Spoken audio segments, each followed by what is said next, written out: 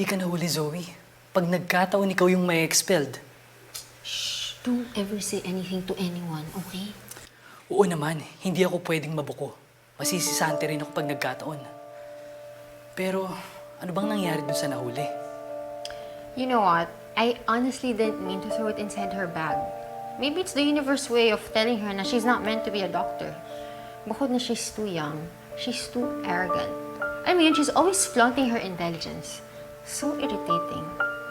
Karma is really real, you know? O sige, basta, text na kita. Basta next time, Zoe, mag-iingat ka, ha? I will. Okay, bye. Napakawalang kwenta kong ina. Hindi ko man lang mapagtanggol yung anak ko.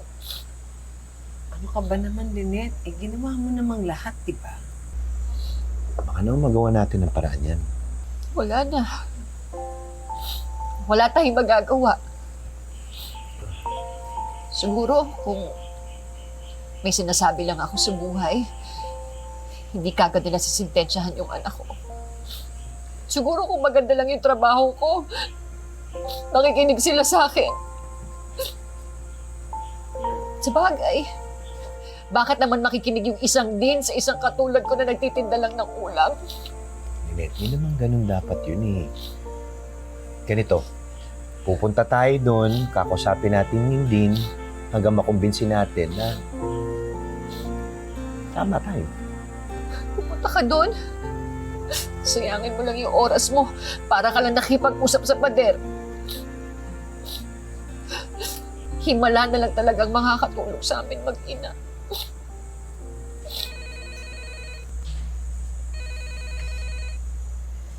Hello, Joanne? Hello, tita. Pinapapunta po kayo ni Dean dito ngayon sa school. Ha? Bakit daw?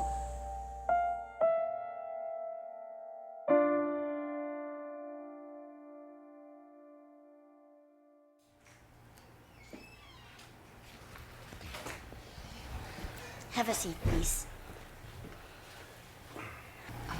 Ma'am, pinatawag niyo daw po kami.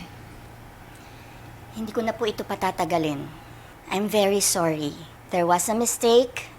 Hindi nga po kay Annalyn ang nakuhang leakage. That's why, Annalyn, I am revoking my decision. Hindi na terminated ang scholarship mo at hindi ka na may expel sa school. Again, I'm sorry.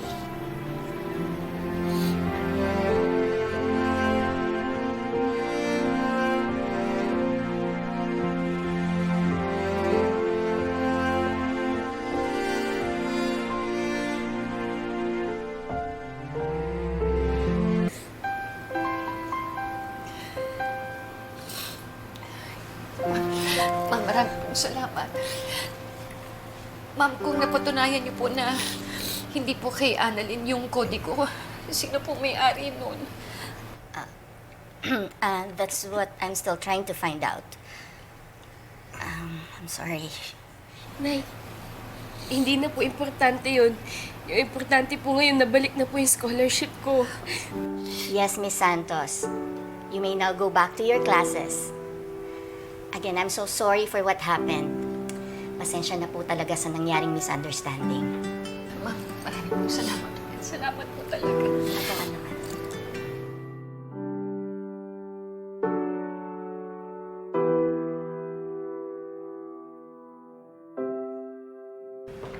Thank you for meeting with me on such short notice.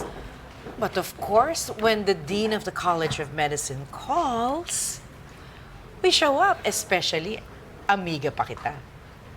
So, what can I do for you? May maitutulong pa ba ako sa university? I mean, you know that I am willing to do anything and everything to help the College of Medicine.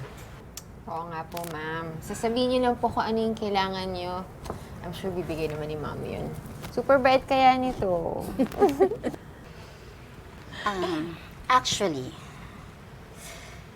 Moira, you are one of our biggest donors, and you know that, right?